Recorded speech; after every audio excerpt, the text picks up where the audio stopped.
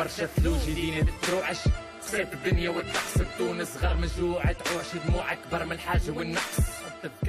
It's seen as the success story of the Arab uprisings. In 4 years, Tunisia has gone from revolution to reform, a stable democracy in a region blighted by conflict. There may have been bumps along the road, but it's been a relatively peaceful transition, culminating in the first freely elected president in the country's history. So why is Tunisia currently the biggest exporter of foreign fighters in the world, with thousands of young men traveling to Syria and Iraq to fight with the extremists? And what can be done with the hundreds who have returned, who officials describe as a ticking time bomb? We've agreed to hide 24-year-old Khalil's identity. He says he fought with the Islamic State group in Iraq's second city, Mosul. Eventually, he left after being shot in the leg during battle. But Khalil, a communications graduate, was not recruited to be a fighter. He says he was sought out by the group and offered money for a very specific task. They told me you're doing something focusing on telecommunications, which is your speciality, so nobody can hack our communications. And in case someone is listening in, you would be notified. In terms of their structure, it was very strong. Everything was carefully calculated. Everything was timed precisely. Can you imagine, even if you're going to the battlefield, they would arrange things so a group would fight, and another would pray, and then they would swap. Everything was structured. Even the way they ate was organised. There were even a group of therapists available. Khalil describes himself as a moderate Muslim and admits he was attracted to join IS because they sounded adventurous. But after 6 months, he started having doubts. They had sheikhs teaching religion, and I felt their sheikhs spoke a lot about jihad and very little about religion, to the point where they linked everything in Islam to jihad. If you doubted this and talked about the softer side of Islam, then the preachers would admit it, but also say that God has deemed it that the end of the world will be jihad. The Tunisian government say there are around 1,200 men who have left to fight in Syria, Iraq, and now increasingly Libya. Other organizations say it's more than double that figure. Tunisia has a history of exporting fighters to other countries like Iraq and Afghanistan. But since the toppling of former President Ben Ali's regime in 2011, the numbers have spiraled. The declining economy has certainly contributed to this phenomena, but not all the fighters come from poor backgrounds. What we found speaking to IS defectors and those who still sympathize with the group is that there's a sense of despair and uncertainty about the future that recruiters here have successfully tapped into.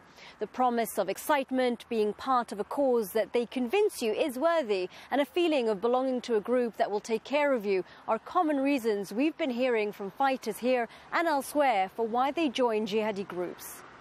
Munir is 19 years old, and like hundreds of others here, he was radicalized by Muslim preachers in his neighborhood, despite not being particularly interested or knowledgeable about religion. 7 of his friends have died fighting alongside extremist groups, including IS in Iraq and Syria, over the past 2 years. Munir made a video in their memory. Although he says he's never gone to fight, he admits he and his friends think and talk about it. There is many reasons. Maybe كلهم يكونوا مبطلين من القراية في عمر صغير. تكوينهم يعني المعرفي في علوم الاجتماع، علوم في السياسة، في أغلب يعني حتى معرفتهم الدينية الأولى تكون طفيفة على الآخر، خاطر في المدارس ما يقراوناش مسائل معمقة. تقرأ برضاء الوالدين، تقرأ حاجات هكا صور صغيرة من القرآن، ما تقراش مسائل فقهية قد تكون صعيبة لكن قد تبسط. وجيراني وأصحابي كانوا الكل يتعاطوا في المخدرات، إن شاء الله ربي يغفر لهم يعني، نتصورهم تابوا أنا في المرحلة الأخرى. كانوا يتعاطوا في المخدرات، كانوا يبيعوا فيها، كانوا مدمنينها، كانوا عندهم حالات من الإجرام وإن كانت طفيفة، كانوا يتعرضوا للعباد، كانوا يعملوا مشاكل، كانوا يضربوا، كانوا باش ما نقولش، المهم كانوا كما نقولوا احنا ناس متعرضين لكل شيء. يعني ما تستغربش انه يتعرض للشبهه كيف هذه في دينه ولا في انه يكون جهادي ولا حاجه يعني عاديه على الأرض. It didn't take long for us to find a mosque where the imam was openly preaching about how an Islamic state offers the solution to the daily struggles of all Muslims.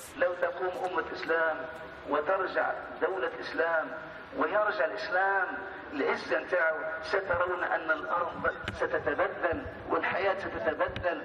أمة الإسلام في حال من الضعف، من التشرذم، من الانقسام، من الوهن. هذه الأمة وأعداؤها تمكنوا فأرادوا إذا نظرت غايتهم ما هي أن القضاء على الإسلام والمسلمين.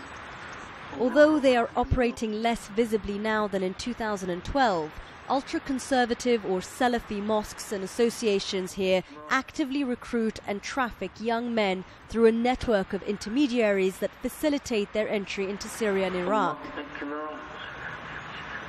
This man selling perfume and religious pamphlets was listening to a sermon by what he described as an IS imam. He told us he sympathized with the group and the idea of attacking Western countries. After a few minutes of filming, though, some of the worshippers approached us. Islam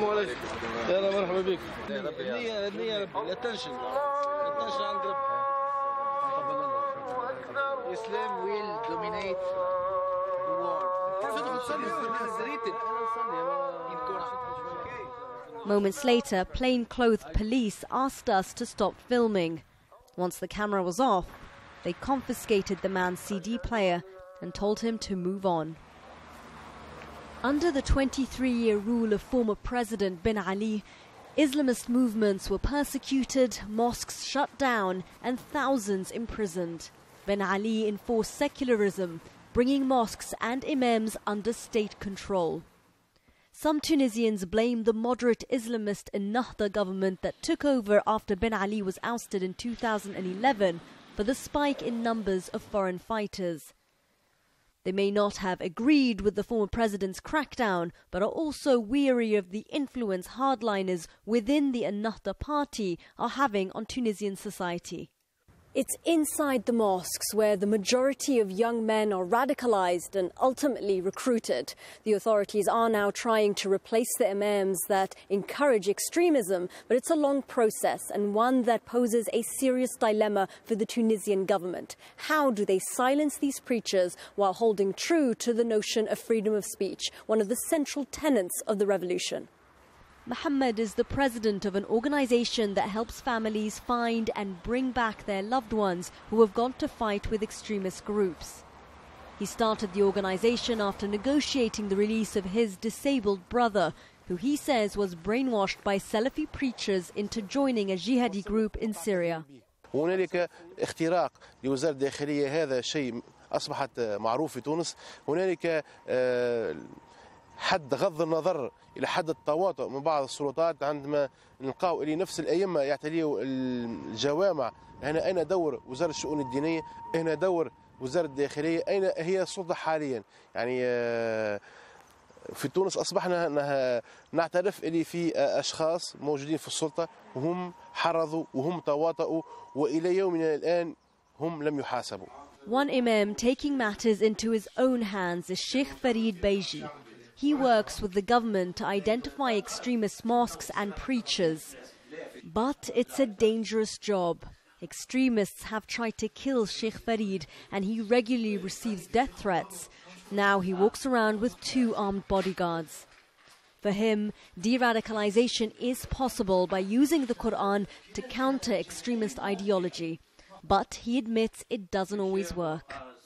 نحن لنا يعني دراسة في هذا الجانب، كيف نستقطب الشباب من العنف إلى اللا عنف، وهذه لا تكون بكلمة أو كلمتين، وإنما هو بحوار متواصل، ولكن هذا الحوار مع المبتدئين. أما الذين وصلوا إلى مرحلة معينة من تبني هذا الفكر الداعش التكفيري فهم لا يسمعون أحدا. And the problem may well get worse. Fighters are returning home to Tunisia. A crackdown on so-called extremists in recent weeks has resulted in the arrest of dozens. But with an increase in attacks on the police, some think the government strategy is backfiring. في تونس هناك ما يقارب 500 تونسي عاد من المحرقة السورية. العائدين هذوما يا إما الأكثرية في الإيقاف يا إما نسبة ضئيلة أحرار. يعني حتى طريقة مجابهة الفكر هذايا والأشخاص هذوما اللي يحملوا أفكار طريقة غير سليمة. عندما نريد استئصال هذا الفكر يجب إعادة تأهيل وإدماج العائدين، يعني وضعهم على حدة. تو حاليا في تونس العائدين من المحرقة السورية نضعوهم مع حق عام، يعني اللي سرق واللي شد على مخدرات إلى آخره، يعني أصبحوا هم في حد ذاتهم يستقطبون في السجناء. There is no easy fix to Tunisia's radicalization problem, just like there's no one reason for why so many are joining extremist groups.